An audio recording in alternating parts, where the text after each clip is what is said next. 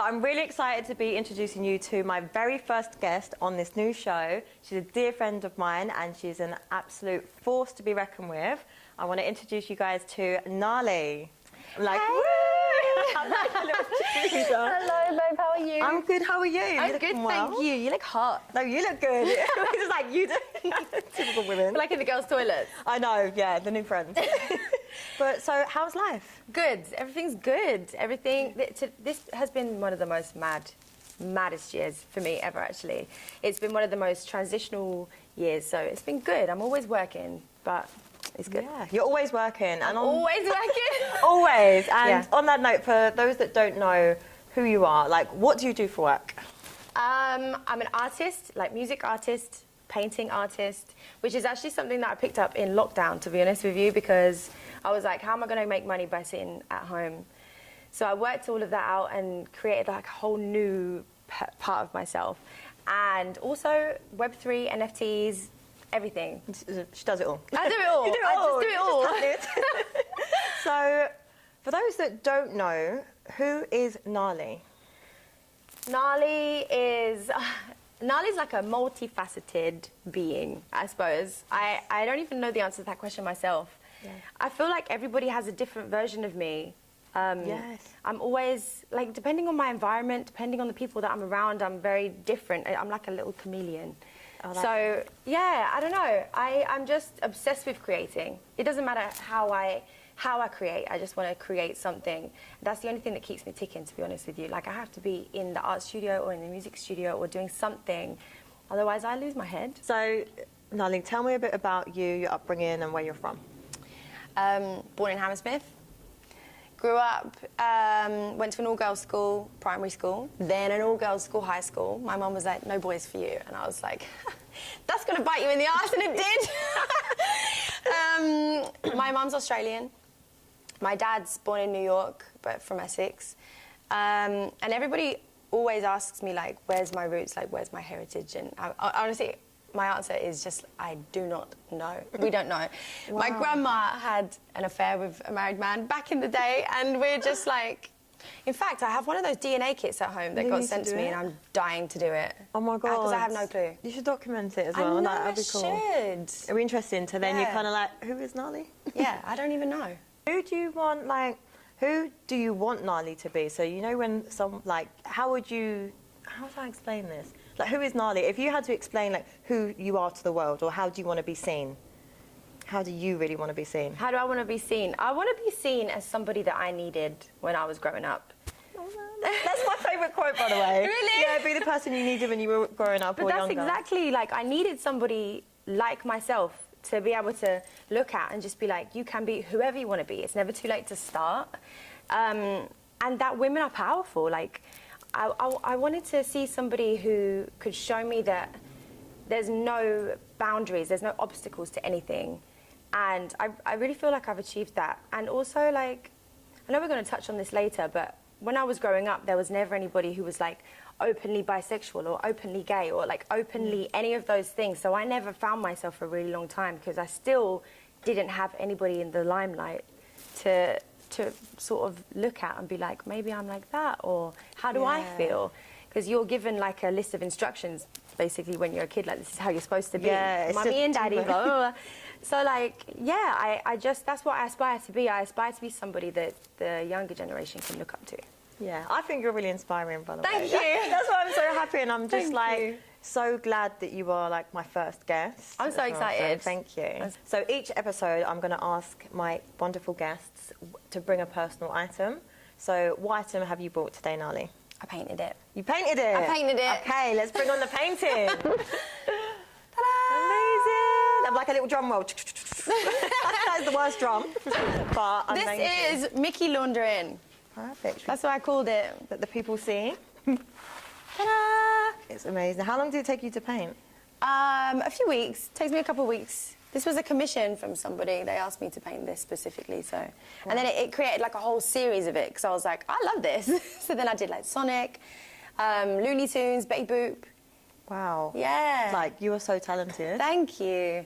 I just love everything bright. I feel like sometimes my natural disposition, I can live in darkness a little bit. Sometimes I can be that way inclined. So like I love to paint in really bright colours to contrast that. It's nice, bring the colour. I like how it's just, like you can literally see like the paint splash and stuff, like detail. I love that. Yeah. Amazing. Hold on. I'll quickly take this out. Thank you. Thank you. Right. So, have you always been good at art, firstly? Babe, I haven't painted since I was like in school, 15. I can't even do a stick man. You know, like, I'm even shocking at a stick man. I don't even know how it happened. Do you know what, like, I'll condense the story, but I broke my leg. I was skateboarding, broke it, like completely snapped my shin bone. It was horrific.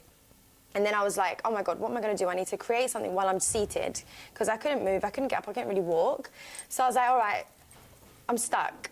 So I was living with my housemate, and she's a painter already, and she was like, why don't you just do some paintings and see how you feel, even if it just makes you feel better? I was like, yeah, okay, I'll do that.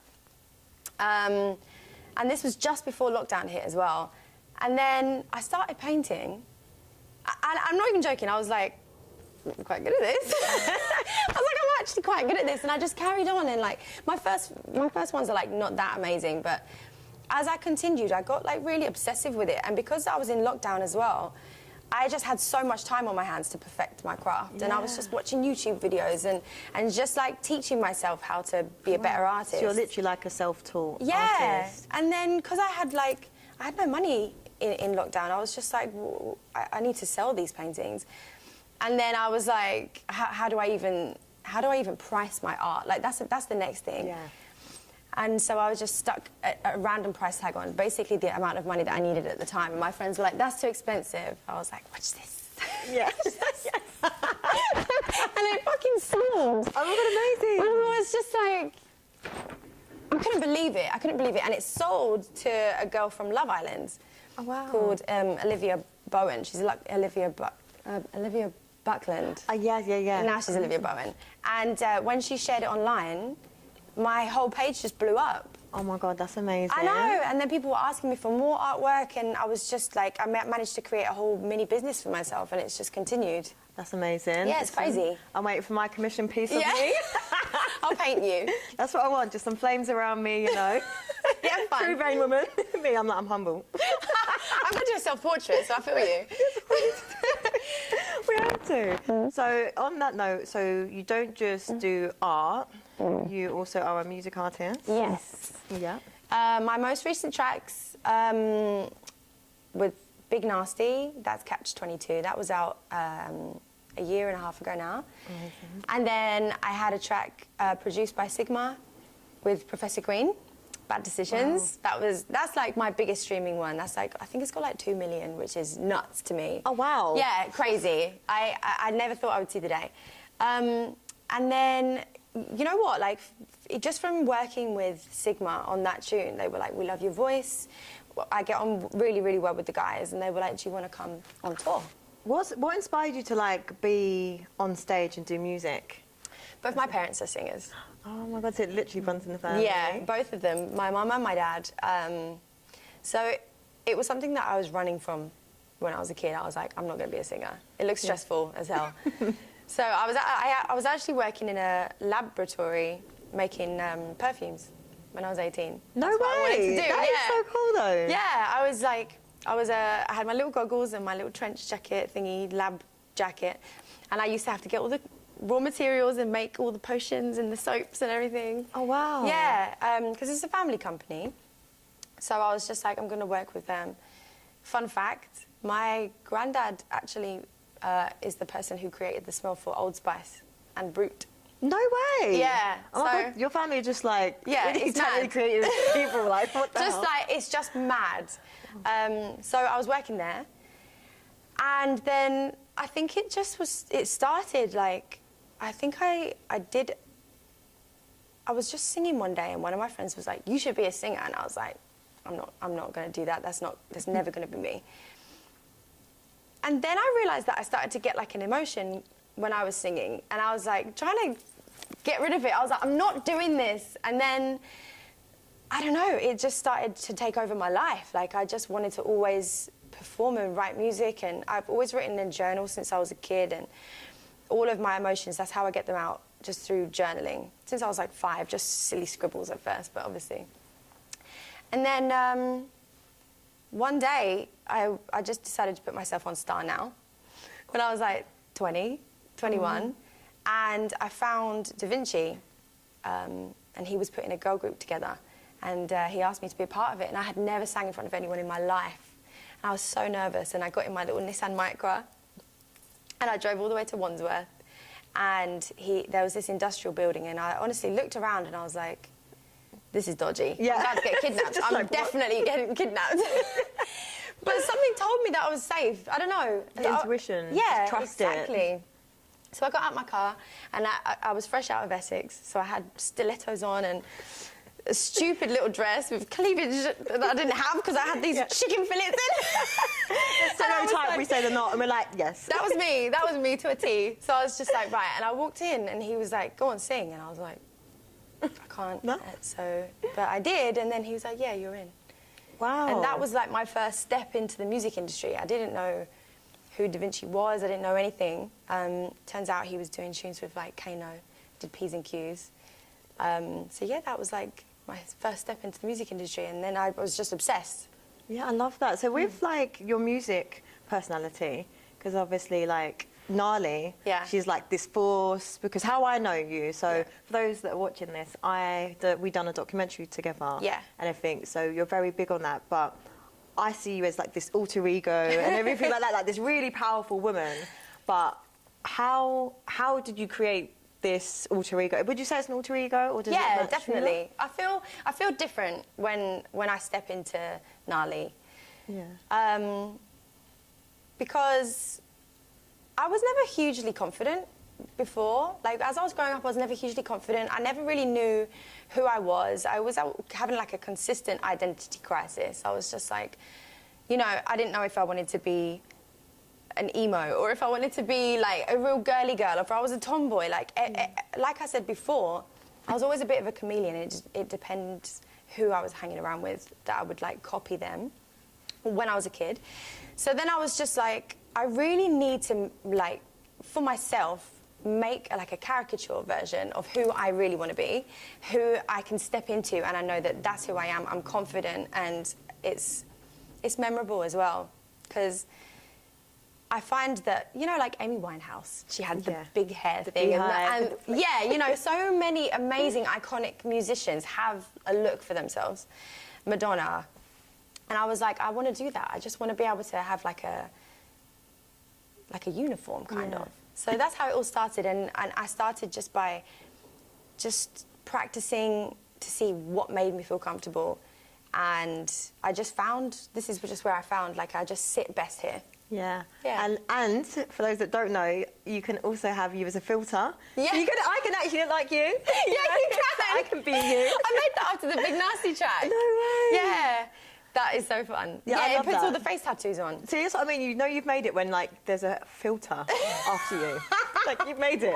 Yeah, I made it. I was just like, that's it. And so many people did it as well. I didn't expect so many people to do it, but I was getting tagged in so many stories, and they were like, I'm Nahli, and I was like, oh. It's just exactly what I wanted. See, so, like, even just with that, like, for me, that's, like, legacy. Like, that's really powerful. The fact that you've even got like a face filter, and people are like, oh my god, like I'm imitating you. How does that make you feel? Good. It makes me feel. It makes me feel really good, and it's always. Do you know what? The mad thing about my Instagram, and when I get tagged in these filters and stuff, I always get a really kind message as well, and it's really consistent, and it's something that like means the most to me. I always get something like, you make me feel really happy in myself, or you make me feel like the fact that you're vulnerable makes me feel like I can be vulnerable, and I don't know, it makes me feel so full and empowered and liberated, and the fact that I'm able to share that with other people is like honestly the dream. So you were saying earlier, like, you're bi. Well, I know that you're bi. So, like, you were saying, I know this. So how was that for you? Like, when did you come out, firstly? It was so weird. Like, I've always been in relationships with the guys. And I used to, like, have, like, mini infatuations with girls when I was young, but I didn't know what that meant. So like, if I saw someone who was really gorgeous, I'd just be, like, obsessed with them when I was little. And I would want to copy them, and I would want to look like them. I would want to dye my hair like them.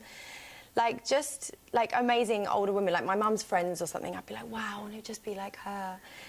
And then, after a while, that continued, and I was like, I don't know what's happening. I was like, I think I fancy girls.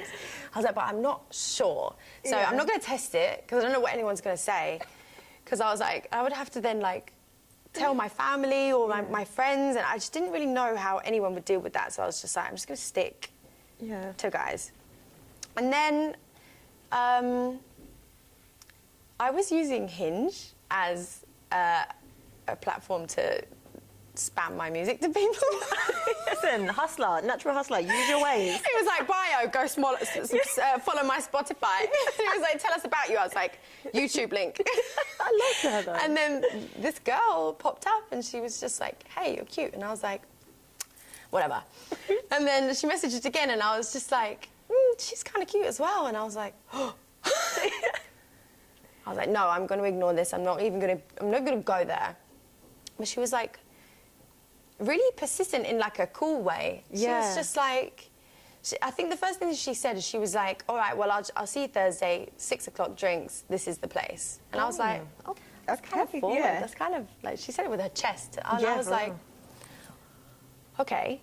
And I put off a few of them. I didn't go to a few of them. I just kept letting her down. And then one day, we were supposed to meet up on a date. And that's the day I broke my leg. I know. Oh my and I God. called her and I was like, oh, babes, I broke my leg. And she was like, okay. So she turned up at the hospital that I was in. And she was just like the sickest human being that I could ever imagine. She was there every evening, every morning. She was making me like home-cooked meals, like full of loads of nutrients and everything. Because in hospitals, the food's disgusting. And so she was making me all these meals and, like, making sure that I was healthy, and she just looked after me, and I was like, I've never experienced this from a guy before. Yeah. Like, this level of care. And then I was like, just trying to work out how I felt. I couldn't work it out how I felt. And then one day she was like, look, is there anything that's going to go on between us? And I was like, I don't think so. And she was like, all right, cool, I'll meet someone else. My heart fell out of my arse. I was like, oh no, I think I actually really like you. And that was that. Like, the second I realised that maybe she might find someone else, I realised that I really cared for her. Brilliant. And that was 3 years ago.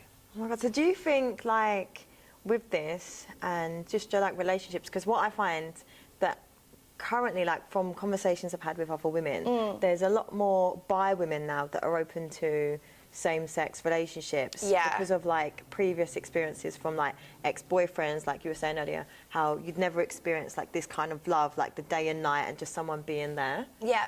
You know, so do you think that, looking back, it's just more like the companionship, or is it just like you really were like, no, I know that I'm actually bisexual now? I mean, I always had a hunch. I'd, like, had miniature flings with girls, but it was always just, like, some drunk... That drunk, you know, I feel like everyone's been done there. it. Oh, I had a go with this girl last night. Everyone's like, what? But, like, that happened a couple times. I never felt weird about it. It felt totally natural. So I always knew. But I couldn't work out if I would ever, you know, go into a relationship fully. And after my most recent breakup with my ex, I absolutely decided that I wasn't going to date guys again. It was like an absolute, this is not going to happen to me again. Oh, wow. Yeah. And it probably sounds a bit strange that it's almost like, oh, I'm only going over to women because of that. Yeah. Because honestly, the actual thing that I told myself is that I was going to completely cut off from sex and relationships for a number of years and just stay single. I was never meant to meet Kay. I was never meant to be in another relationship. It just felt so natural and so right that it just ended up happening that way. But I had told myself that I just wasn't going to meet anybody. Oh, but that's what they say, though, when you're not looking. Exactly. When you least expect it. Exactly. They appear. Yeah. So wherever my partner is. Exactly. I mean, no, I need to not want it. I don't want it. Yeah, exactly. But because it's hard. And as a woman, you do, when your trust is continuously sabotaged like that, what do you do? But I get it though, because for me, like, for a lot of my friends are actually bisexual, and they're all now with women, and they all say the similar thing where it's kind of like they've had just traumatic experiences from men that now it's kind of like they just feel safe with women. Yeah. So even just with that, like that's another topic where we need to discuss like this alarming increase of like narcissistic behaviour that is causing us women to just want to be in same-sex relationships. You know. But I mean, there's a whole thing on TikTok though of like they call them TikTok lesbians. Oh really? Where there's extreme fuckery when it comes to women as well. They're just as bad. No, but you know what? And I'm like, I don't know where to go. I don't know what to do. Like everywhere you turn. Yeah, but to be fair, I get it though, because like I think I dated this woman, right? And then she just started being really needy. And then during that moment, the conundrum was, you know when men say women are needy? Yeah. And I didn't get it until I dated a woman, and I was just like, oh my God. I know, it comes with so many things. Well, how's your experience with like the LGBTQ plus community? Because I find that I've gone out to gay bars and stuff like that, and I go to events with my friend. I'm always that single friend that goes with everyone. Yeah. But when I went, and this isn't a dig to anyone in that community or anything like that, but I find, considering that, like, you know, they speak from a minority perspective, and there's always about wanting inclusivity. When I've gone to events, I've first-hand experienced, like, for me, they kind of like judge me in their attitude, and it's as if like I need to pass like some sort of gay test. Like, how many women have you been with? How many of this? And Joan, I'm just like, I'm just here for my friend. Yeah. And it's just, I don't know, it's just that I'm like outcast. How's that experience for you? Going to gay bars, I haven't really been to that many. I get overwhelmed in bars generally anyway. I don't always go. I'm such a homebody. I love being at home. But I do find that I totally agree with you. Sometimes, especially if you're really feminine and you go in and you've got like high heels on and you just dress like that, sometimes people are like, what are you doing here? Yeah, you are they call it lipstick lesbians, isn't it? Lipstick lesbians. Honey, use the lipstick. Exactly. So like, I don't know, it's I do find that the LGBTQIA plus community is extremely open, and they're there. You know, as soon as you make it known that you are a part of that community, they're so open and there for you.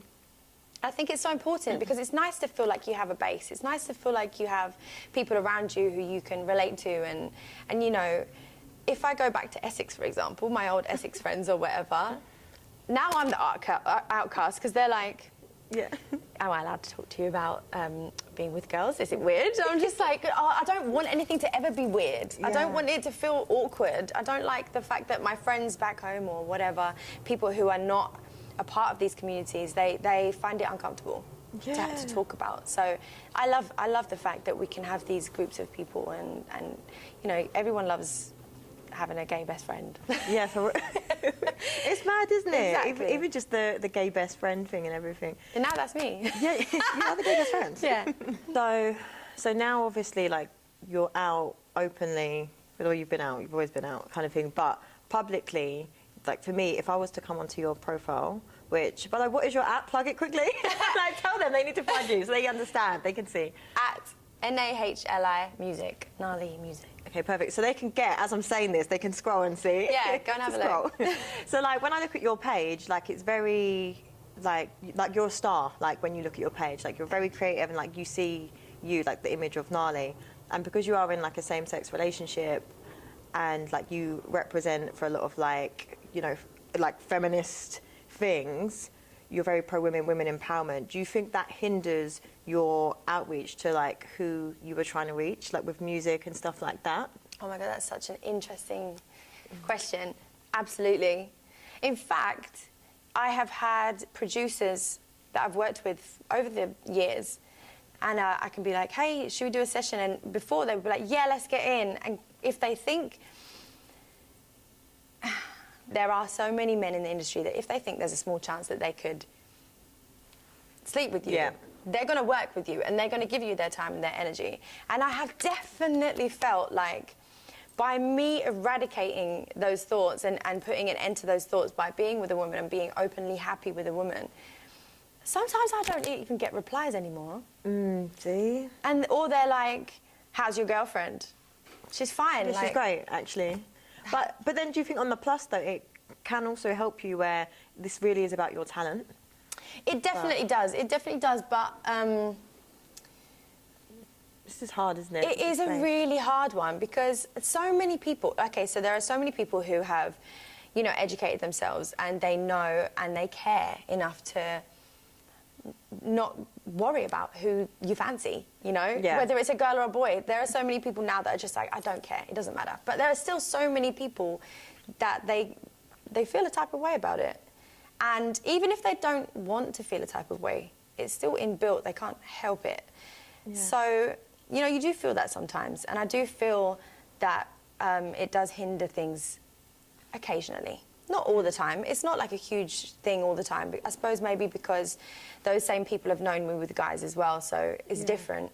But yeah, it definitely makes an impact. Do you think it also brands you to be a certain way? So, for example, like whenever then anything's like pride related, you find then suddenly you're getting all these interviews because you happen to be someone that's in a like gay relationship. Now you're then just branded as this like feminist, lesbian icon kind of thing. So now you're the one that's branded. Now you're the advocate that has to speak for it all the time. Yeah, I mean, I think that generally speaking, I don't come forward with that part of information straight up. Because in the same way that if I had a boyfriend, I don't go into it and I'm like, hello, I've got a boyfriend. Yeah. I'm not like, hello, I've got a girlfriend to anybody. So unless they ask, it's not always like a hot topic, to be honest with you.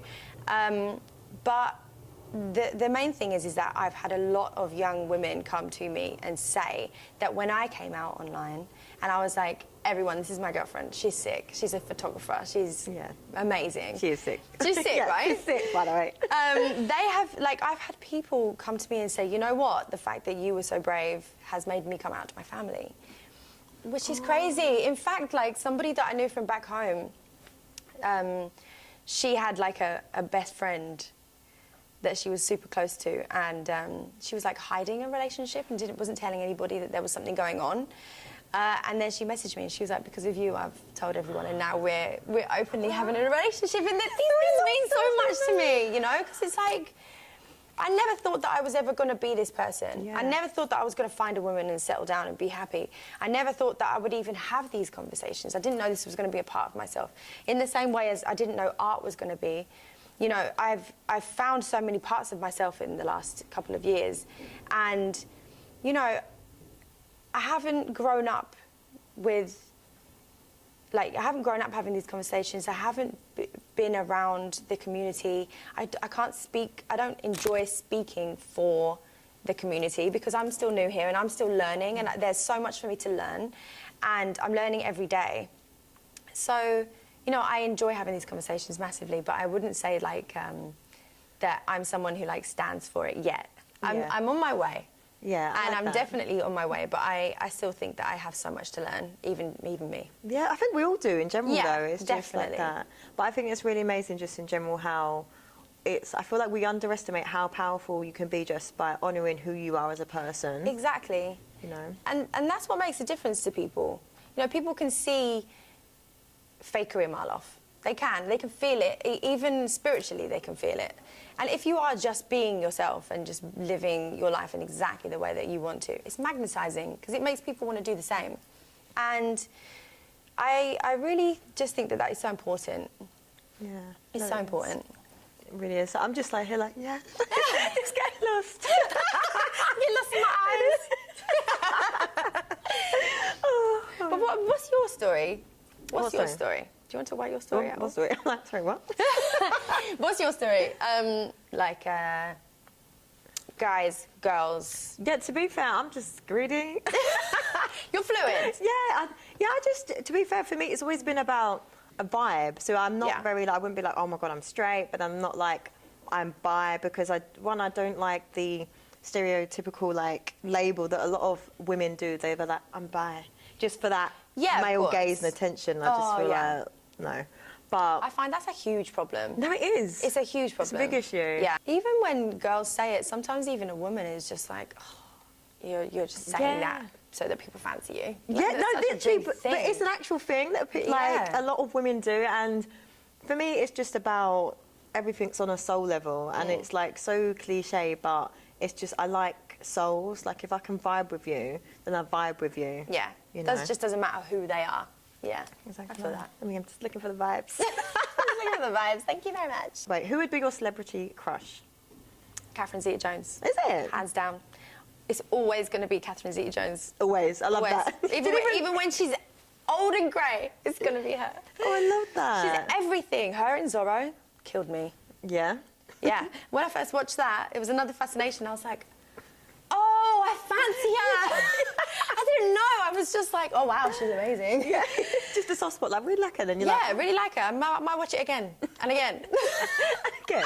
Yeah, exactly. Her. She's everything. Do you have one? No, do you know what? My crush of all time, and it's so embarrassing because it's just like, it doesn't even make sense, but it's Johnny Depp as a pirate, as Captain Jack Sparrow. Only as a pirate? Only as a pirate. Oh my God. And it's the worst. Like, when you deep it, like, what the hell? Do you know who else I really fancy at the moment? Evan Peters. Who's Evan Peters? He's from American Horror Story, and he's also just done that Jeffrey Dahmer documentary, which is weird. Yeah. Right? But just him, just okay. him as a person. He's my weird crush. Oh, okay, so that makes you feel a bit better about mine. Yeah. I always fancy weird people. Yeah, but my ultimate, actually, Angelina Jolie has always been my ultimate crush, yeah. but I love her as a person, not that I can know her. But We're such good friends. yeah, I know, can you just call her? But like, the way she carries herself, she's like a philanthropist, all that, so I like people with purpose. I'm just suddenly like, I love you. Yeah, I know what you mean. When I was doing art, everyone was like, do NFTs, and I was like, I don't know what that is. But what is NFT? So it's a non-fungible token, right? And it means that you can create anything and you sell it on the blockchain. And once it's left you, it can be sold for however much money the people who own it value it at. So I could sell it at, I don't know, $100 on OpenSea. But if the person who owns it values my work and thinks I'm sick and knows that there's only one in the whole world, he could potentially find a buyer who will buy it for like $500,000. But then instead of just him getting the money, it's a new way for artists to be able to also get the money drip fed. Oh, so you will still get money get a percentage from whoever forever. So it's like basically just a hustler finding an opportunity and just reselling it online. Over and over again. They can sell it over and over and over again, and every single time it's sold, I will get money.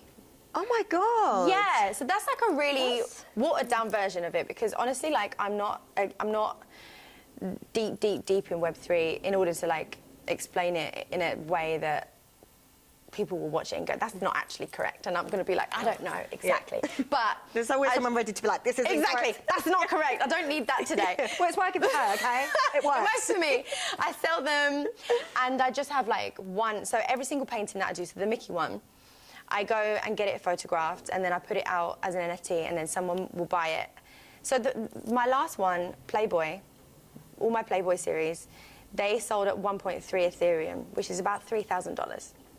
That was my first one. So then that money comes to me, but then it gets sold on and sold on. So it's amazing. That is just a dust off your shoulder moment, like exactly. What? And the reason why I'm so interested in it is because when you're an artist and you're selling real pieces like that, you sell it once, and if they sell it again to someone else, they pocket everything. Wow. So it's the only time that, you know, Web3 brings a whole new way of artists to continuously make money for themselves through their art. It's never ending. So even in 10 years' time, it could still be selling. Oh, wow. Yeah. Well, like, literally, you've broken it down for me. NFT for dummies. Chian Reynolds. NFTs for dummies. Basically, I'm also a dummy. I thought you were just Cheyenne, and you're like... No, it is amazing, though. But also, there's like a whole thing where I had savings, right? And I was like, what am I going to do with these savings? They're not doing anything. They're just in my account doing nothing. And then someone was telling me about buying properties in the metaverse. Oh, my God. So what is it, like Sims? That's like, I see it. I was good at Sims, just so you know. I'm obsessed with Sims. That's why I was like, I'm buying some. So I got all my savings and I bought like 17 houses, 17 mansions in this metaverse, right? And I was like, all right, what have I done? I've spent like 25 grand. Wow. I spent like 25 grand in this metaverse. I don't know if I'm ever going to get it back, right? But there was another person who did like a whole metaverse, and they were selling housing residencies in there, and now you can buy them for like $2 million. Sorry?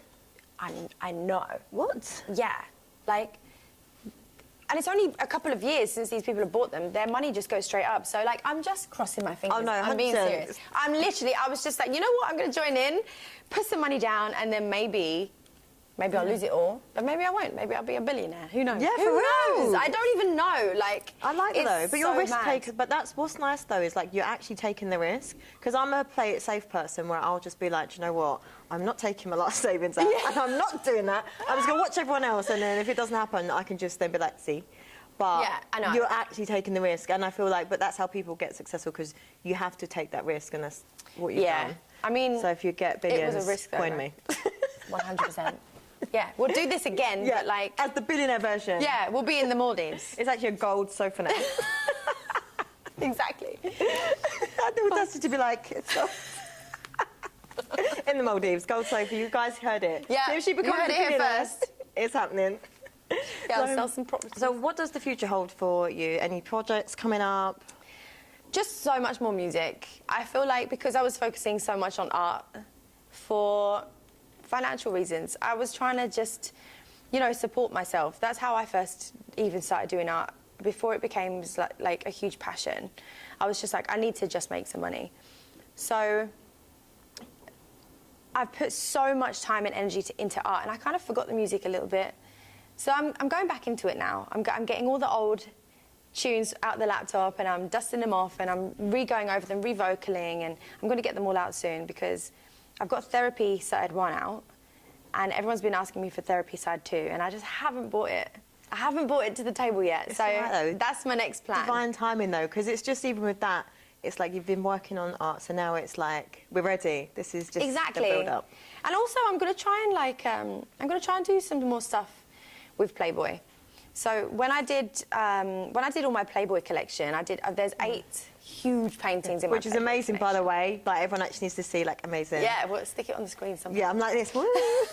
Basically, I'm now gonna do it because she's gonna paint me. I'm gonna paint Chian. I'm gonna do it. So you heard it. That means that she has to send me a nude picture. It's fine. I've never sent nudes before.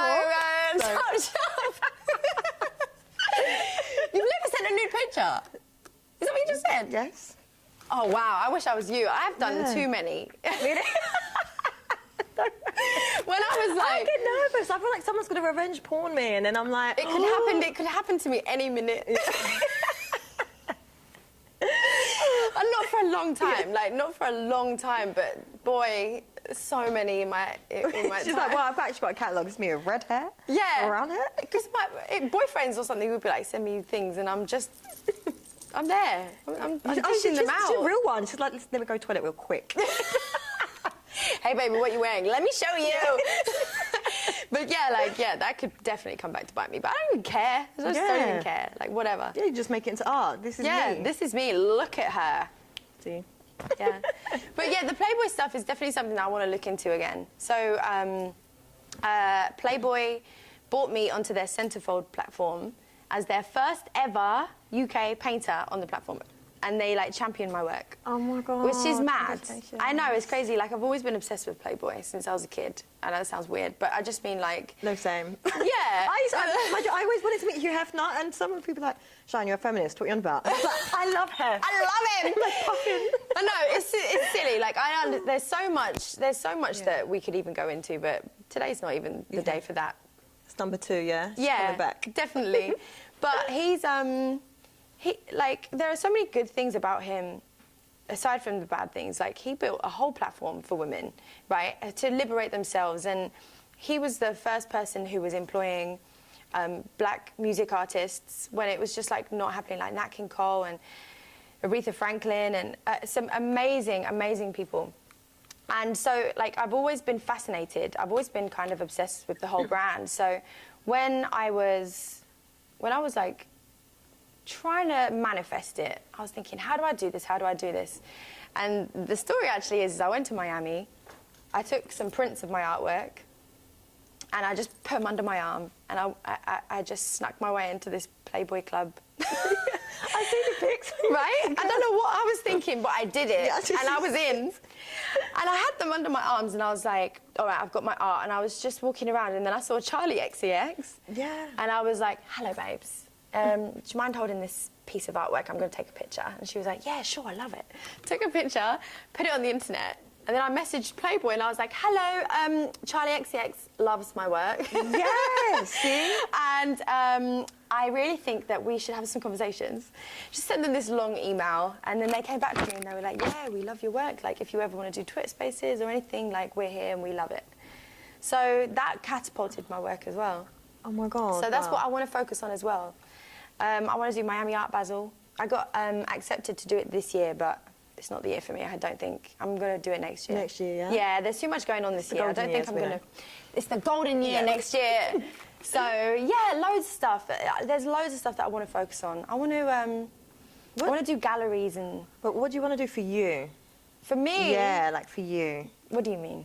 Like, everything, obviously this is your creative thing, but what can you do for yourself that's like just for you alone? I've just started therapy. Oh, no way. I've had my second session. That's amazing. It's amazing. My girlfriend told me to get it. She was like, I think it will really benefit you. And I was like, are you saying there's something wrong with me? She was like, absolutely not. That's not what therapy is. She was like, it's just, she was like, everybody should have therapy. It's a way to like understand yourself and undo bad habits and just learn your genuine roots, like why you do things, why you think the way that you do. And I was nervous. I was nervous about going to therapy. I thought it was going to be scary, but it's amazing. Someone's just sat there listening, and they hear everything that you say, and there's no. You know when you talk to your friends, you're like, what are they going to think? Yeah, no judgment, is there? There's nothing.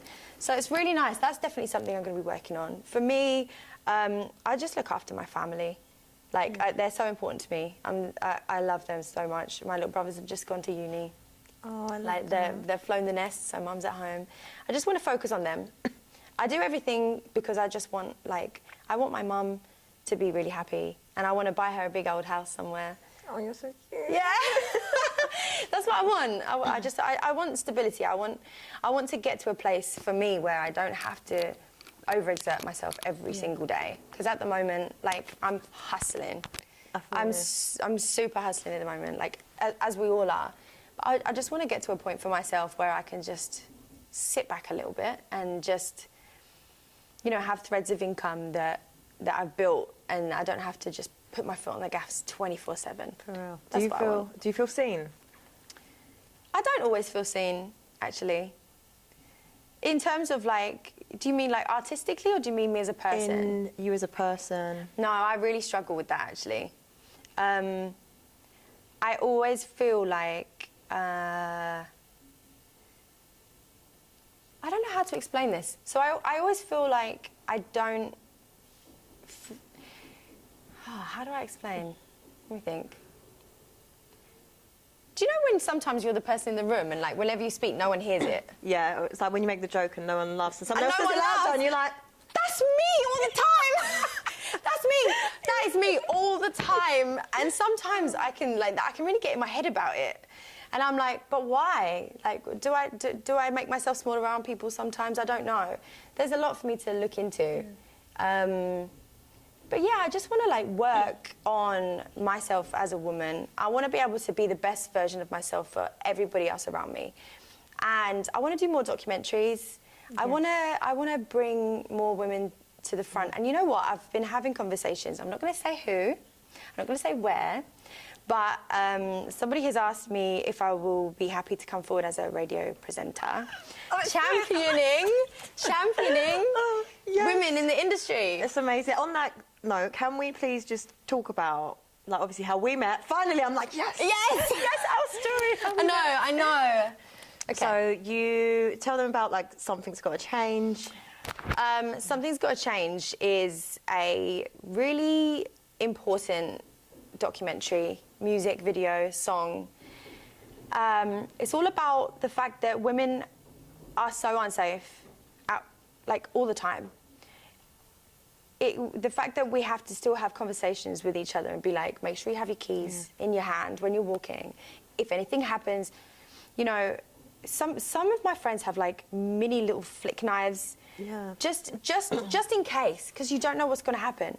And you know, the fact that like Sarah Everard, for example, she was in a situation where she was like trusting someone like the police, and she was still brutally murdered, right? Yeah. So who do you trust? If you can't trust the police anymore, you can't trust anybody. Like, it's such a subject that means everything to me, because I have been through my own version of traumatic experiences growing up, and I never spoke about them. I never told anybody. I was embarrassed. I was ashamed. You don't know how. You don't know how, because sometimes, right, for some reason, when it's a woman talking about things that she's gone through, it can make the air feel different. Everyone's like, oh, why she brought that up? Like, what a mood kill. Yeah. And I'm like, no, it's difficult, and we're it's not. so difficult. So I just wanted there to be like a version of that speaks for everybody. I wanted there to be a song that touches women and men. Women in the way that, like, you're seen, and we can see you, and we are all in the same boat, and we need to join forces together. But for men, because I need them to understand the level of stress that we have to go through every single day. And, you know, if you're a guy and you miss the last train home, it's not the end of the world. Yeah. If you're a woman and you miss the last train home and you're just even at the platform by yourself, you're in danger. Absolutely. And it's petrifying. So I don't think that these conversations are easy to have. They're not. They're so important, but they're not easy to have. They're needed. They are. And I think that doing it through music felt like the most smart way to go about that. Having visuals, having lots of women from different minorities, different backgrounds, different religions, different ages of women. You know, I just wanted so many different women to be able to be in one shot in the documentary and in the music video, so that every single girl who sees it can feel seen. Every single girl can be like, oh, she's like me. Yeah. Oh, I am okay. I can talk about it. And I needed the men to be able to watch the documentary and just be like, wow, there are so many things that I can change. There are so many things that I can put in place to make women feel comfortable. And there are conversations that I need to have, and I need to educate myself. So it's kind of my way of doing that. And that's why I asked you. I wanted a bunch of strong women to be able to be a part of it with me, who will be able to continuously have these conversations and continuously highlight all of the bad things that are happening. Yeah. Thank you for being like you. And I feel like I hope everyone watching this. Oh my God. Like, I hope everyone watches this and they see what I see, because I know even though you were saying like, oh, I don't like always feel seen, but just giving a description of like you, who you are, and what you do. I think everyone can agree. It gives us an idea of what kind of person you are, and like you're a person that's so needed on this earth. Like you're just so important. So Nahli, what would you say is your purpose in life? My purpose in life? That's such a big question. When I was growing up, I was so lost, and I really want to be somebody that people can look at and find themselves. And that's such a big statement, right?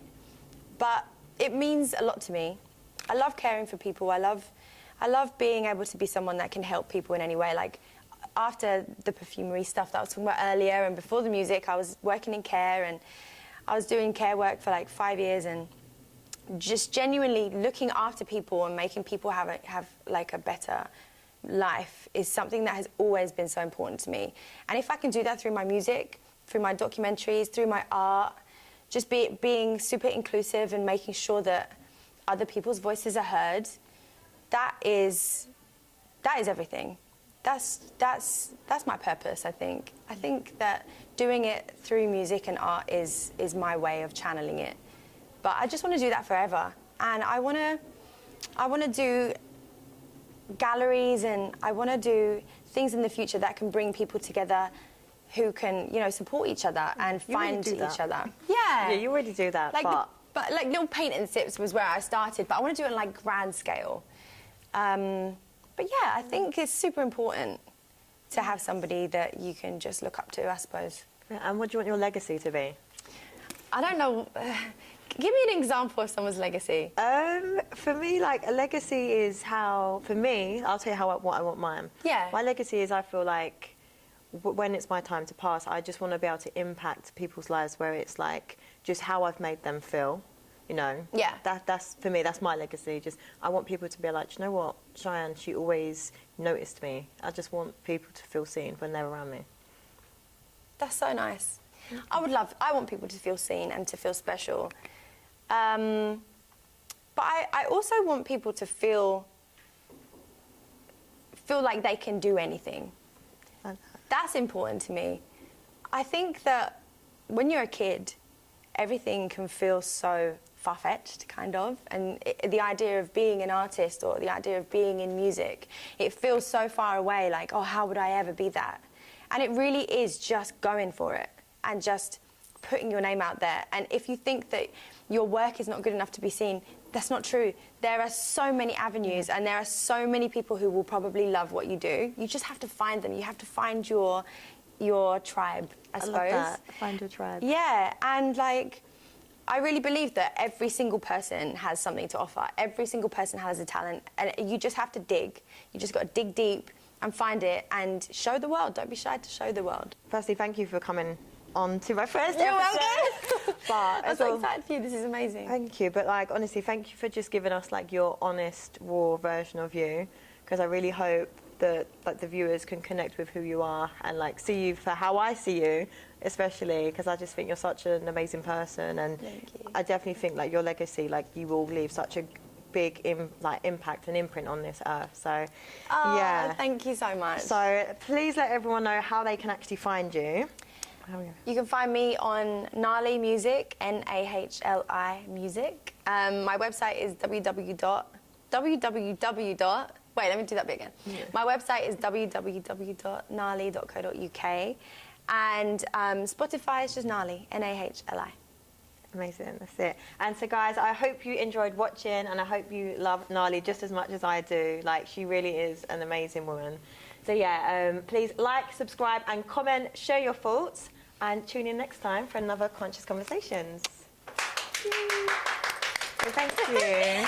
Bye.